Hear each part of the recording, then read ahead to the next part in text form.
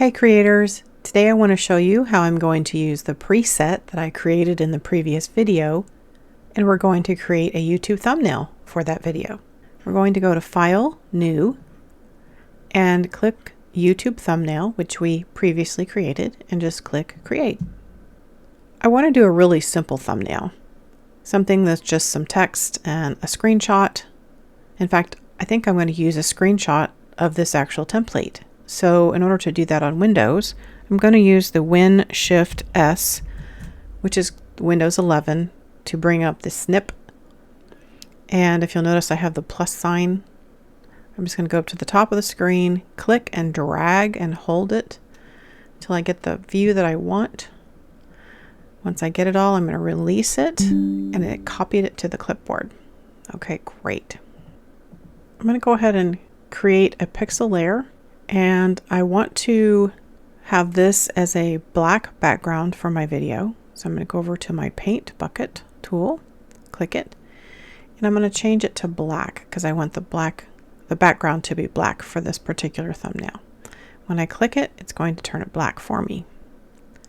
I'm going to go back to the move tool, and with the pixel selected, I'm going to do Control V to paste that screenshot that I just took into my file.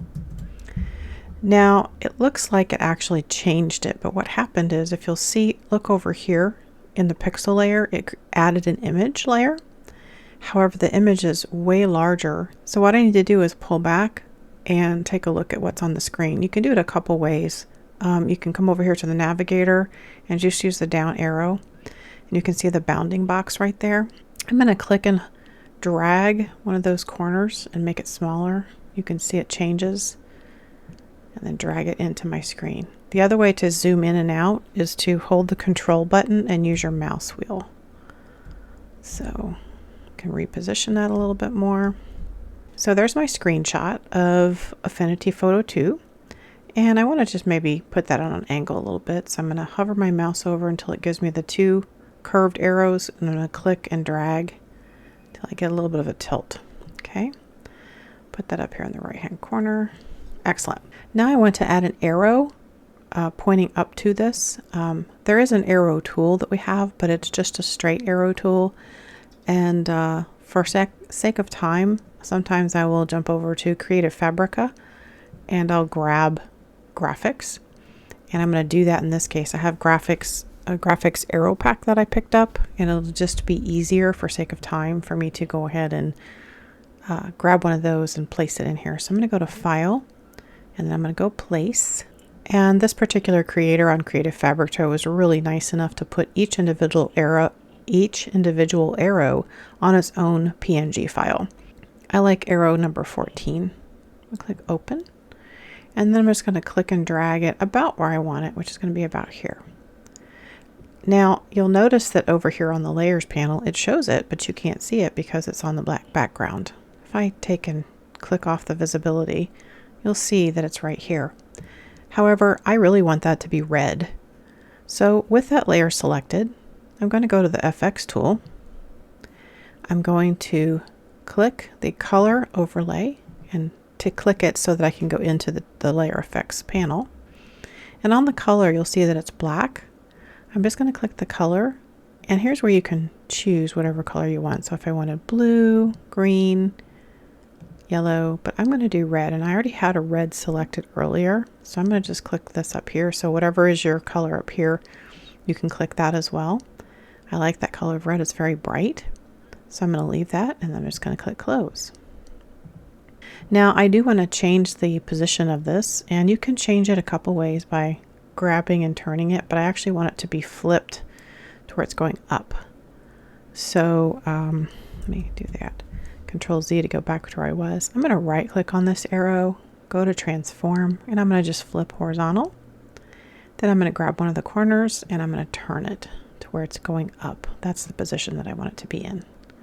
So let's go ahead and turn our black background back on. Wow, that looks great. Now see how that red pops against the black? Okay, and then the other item I want to bring in is the Affinity Photo 2 logo, and I have that on my desktop. So I'm going to go to File, Place. I'm going to go up to my desktop and I'm going to put it down here in the left-hand corner. Okay, so I have all the elements that I want, and really all I need to do now is add some text. So we're going to go over here to the text tool. And again, it is black on black. So I need to highlight that. So I double click that and I'm going to go up here and then click white. So now it's white on the black so you can see it. And then I'm going to put the word easy exclamation point. Okay. I'm not really a fan of this particular font. I want to change it to something a little different. But before I do that, see how I've over on my layers panel, I've got the word so and easy separated. I want to just go ahead and bring so up to the top so that they're right to next to each other. And you can merge those together as well if you want, but I want to be able to move them individually easier, so I'm just going to leave them like that. But I do want to see both of them change at the same time when I change the actual font. So I'm going to actually hold my shift key and just select both of them. Let's take our board and move it over so that our text is over here on the right hand part of the screen. Because when I drop down my fonts choices, it will cover up that if I don't. And I think the one I want to do today is called Carter 1. Kind of big, chunky, bold, but not quite as big as the one that I use on my brand. All right, I like that. Click back over to the Move tool, and then I'm just going to select the first word, which is so. I'm going to take and kind of give it an angle here. Same thing with the word easy. Now that we've got everything where we want it and it's all been in the position that I want it, I'm going to just go ahead and export this out and save it to my desktop. So I'm going to go up to File, Export. You'll notice in Affinity Photo 2 that it's laid out quite a bit differently than it was before. I can export this as a PNG, but I'm going to go ahead and export it as a JPEG. So at the very top here, you'll see your options. I'm going to click JPEG. I want it to be a high quality, so I'm going to leave it at 100%. I'm going to go ahead and just click Export. And we're going to save it to the desktop just for now. So I know I've got thumbnail elements twice. I'm going to put a hyphen here just so that I know that that's the thumbnail and then that's what it applies to. So I'm going to click Save. There is our thumbnail. So I will go ahead and upload that to YouTube. And thanks so much for hanging out with me and going through this tutorial. Appreciate your watching all the way through. Please like and subscribe the video. It helps the algorithms, and we'll see you in the next video.